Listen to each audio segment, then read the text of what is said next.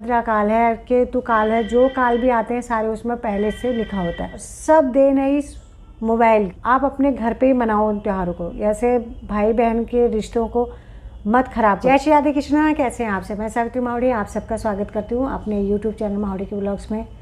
कल राखी का त्यौहार मनाया गया। कल क्या, परसों भी बनाया बहुत सारे लोगों ने। यानी कि राखी का त्यौहार जो है 2 दिन मनाया गया। किसी ने कल बनाई, किसी ने परसों बनाई। तो हमारे घर में तो कल बनाई गई थी। मेरे कहने का मतलब है कि हमारे जो ज्योतिषाचार्य जी हैं या पंडित हैं, ये एक मत क्यों नहीं रहते। ये इन्हीं की वजह से होता है, क्योंकि जो हमारी पत्रिका आती है जिसमें हमारे सारे त्योहारों के बारे में लिखा होता है, जो भी राहु काल है, भद्रा काल है, केतु काल है, जो काल भी आते हैं सारे उसमें पहले से लिखा होता है। अब ये लोग क्या करते हैं, अपने अपने तरफ से सब कुछ अफवाह से फैला देते हैं। अब रही सही कसर जो है मोबाइलों ने पूरी कर दी। किसी को व्हाट्सअप आ गया, उसने फैला दिया, उसको व्हाट्सअप भेज दिया, उसने फैला दिया, सब फैलाने में लगे हुए। जब पहले ज़माने में ऐसा नहीं था, इतनी जानकारी नहीं थी लोगों को कि भद्रा क्या होती है, राहु क्या होता है, कौन से काल में क्या होता है, रेवती नक्षत्र, कुछ भी नहीं जानते थे। तो तब ये त्यौहार नहीं आते थे क्या? तब तो एक ही मनाया जाता था। अब तो एक शहर तो छोड़ो, एक गली में रह रहे हम, मैं शहर की बात कह रही हूँ, एक गली में ही उसी घर में वो त्यौहार कल मनाया जा रहा, उसके बगल के घर में वो त्यौहार उस एक दिन पहले मनाया जा रहा। तो त्योहारों की वैल्यू कुछ भी नहीं रह गई। 1 साल के बाद कोई त्यौहार आता है, जैसे राखी है 1 साल के बाद आई। अब नवरात्रे आएंगे, चलो नवरात्रे तो 6 महीने में आते हैं, लेकिन दोनों नवरात्रि का महत्व अलग अलग है। फिर दिवाली आएगी, उससे पहले दशहरा आएगा। तो एक एक साल में एक त्यौहार आता है, तो वो वाली खुशियाँ अब उन त्योहारों में नहीं रह गई, क्योंकि 2-2 त्यौहार मना देते हैं।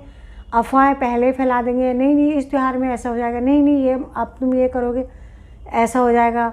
अब धनतेरस आएगा, उसमें भी इतनी अफवाहें, और सब देन है इस मोबाइल की। व्हाट्सअप चलाने वाले जो हैं उनको व्हाट्सअप से जानकारी मिलती है, उनका काम वही है, व्हाट्सअप पे ही वो जानकारी बटोरते रहते हैं, अफवाहें फैलाते रहते हैं अपनी। और जो यूट्यूब चलाते हैं वो वहाँ से अफवाह फैला देती है, मैंने यूट्यूब पर ये देखा, मैंने यूट्यूब पर ये सुना। और कोई फेसबुक पर सब अफवाह फैलाते हैं। भाई अच्छा ज्ञान देख लो, अच्छा ज्ञान सीख लो, इसमें से अच्छी भी जानकारियाँ आती हैं। क्यों अफवाह वाली वीडियो देखते हो? चलो छोड़ो, वो तो जो जिसको जो देखना है वो उसका मन। त्यौहार तो बिगाड़ ही देते हैं लोग। मैंने बहुत सारी रील्स देखी हैं, हालांकि वो रील्स जो भी बना रखी हैं आज के नौजवान बच्चों ने बनाए हुए हैं रक्षाबंधन के ऊपर। कहीं पे ऐसी रील्स बनाई गई हुई है, बहन को लालची बता रहे हैं। कहीं पर बहन बोलती है, अरे मैं तो काजू कतली लाई थी, भाई ने मेरे को 100 रुपये पकड़ा दिए, 500 रुपये पकड़ा दिए। मतलब त्यौहार की बेइज्जती तो कर ही रहे, बहन की भी बेइज्जती कर रहे हैं। मेरी उम्र के लोगों के रील्स तो मैंने नहीं देखे, मैं इतना रील्स नहीं देखती हूँ। कभी अचानक आ गई सामने, जैसे रक्षाबंधन की हार्दिक शुभकामनाएं वाले किसी ने टाइटल लिखा हुआ है, तो देखा, अंदर जाके वो बहन को लालची बता रहे। बताओ कितनी गलत बात है। भाई बहनों का प्रेम का प्रतीक का त्यौहार है। बहन अपने भाई को राखी बांधती है, तो इसका मतलब ये नहीं है कि राखी बांधी तो भाई को उसको मोटी रकम देनी है या कोई मोटा गिफ्ट देना, अच्छा सा गिफ्ट देना। इसका मतलब ये तो नहीं है ना। भले ही उन्होंने रील्स व्यूज़ पाने के लिए बनाई हो, चाहे वो ये रील जो जितने भी बनी हुई हैं इन्होंने अपने फॉलोवर्स, अपने सब्सक्राइबर्स बढ़ाने के लिए बनाए हों, लेकिन ये अच्छी बात नहीं है। क्योंकि त्यौहार जो है भाई बहन का है। अगर भाई गरीब है, वो बहन को अपना नहीं दे पाते इतनी चीज़, तो इसका मजाक थोड़ी उड़ाना है।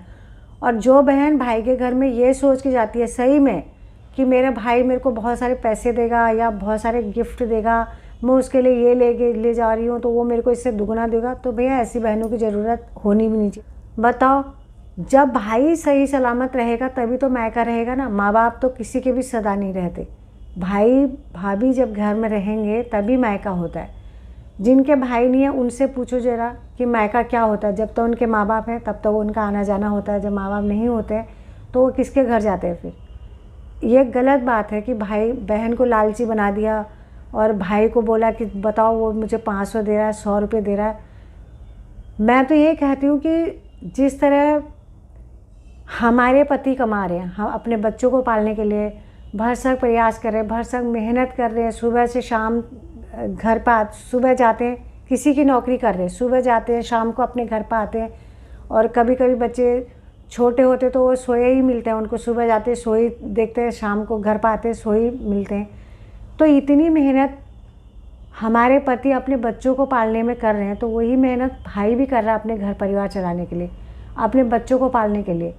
अगर भाई से ये लालच किया जाएगा कि मेरा भाई मुझे इतने ही पैसे दे रहा है, क्योंकि भाई एक दिन तुम्हें दे देगा बहुत सारे पैसे, तो तुम्हारी ज़िंदगी थोड़ा ना कट जाएगी उसमें।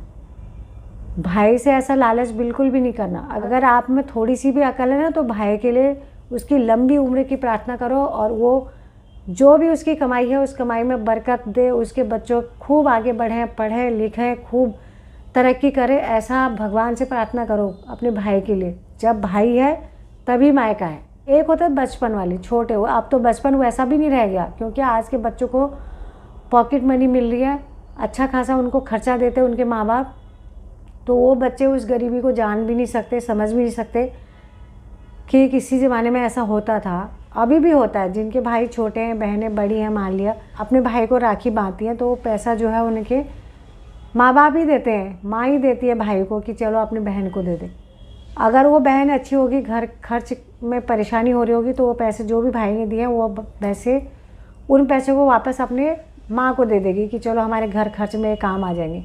अगर वैसी बहन होगी, भैया आजकल के बच्चे तो हैं ही, या तो अपने लिए कपड़े खरीदने चले जाते हैं, या मोमोज़ खाने, या फिर गोलगप्पे खाने, कुछ भी खाने चले जाते हैं उन पैसों को लेके। लेकिन एक एक पैसे की वैल्यू है। अगर इंसान गरीबी में जिया होगा ना, तो उसे पता चलेगा कि हाँ भैया क्या होती है, 1 रुपये की भी कीमत क्या होती है। जब 1 रुपया भी इंसान के हाथ में नहीं होता ना, तो वो कहीं पर आप पेड़ से नहीं तोड़ लोगे, या फिर आपको घूमते घूमते ज़मीन में नहीं मिल जाएगा। 1 पैसा कमाना भी बहुत मुश्किल बात है।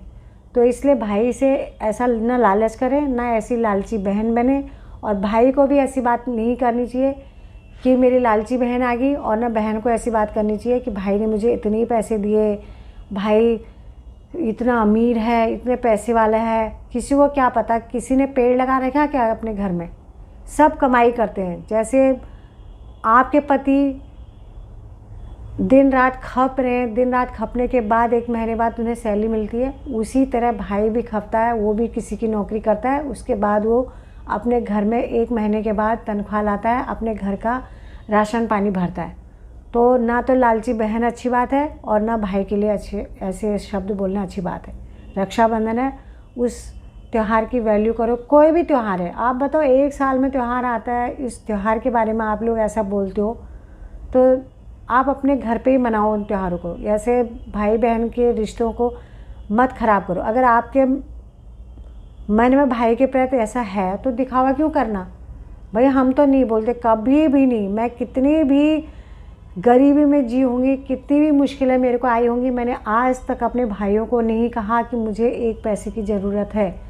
मेरे दिमाग में यही रहता था कि अगर मैं आज भाई से मांगूंगी, भाई को बोलूँगी भाई मेरा खर्च चला दे, मेरे को पैसे की ज़रूरत है, तो कल कौन उस खर्च को चलाएगा? तो थोड़ा सा अपने को उस मुश्किल घड़ी में ढालने की कोशिश करो, ताकि तुम्हें उस घड़ी में जीना आ जाए। भाई से पैसे मांगने की ना उम्मीद रखो, और कोई किसी को देता भी नहीं है, और किसी से लेना भी नहीं चाहिए। सीधी बात है ये। अपनी किस्मत का खाओ, कर्म करो, जो कर्म में होगा वो दौड़ के आएगा, जो होगा ही नहीं वो आपके पास है, वो भी भाग के चले जाएगा। तो सच में मेरे को बड़ा बुरा लगा ये वीडियो को देख के, और मुझे ऐसा लगा कि सही में कोई ऐसा करता भी होगा, तभी ये वीडियो बनी होगी।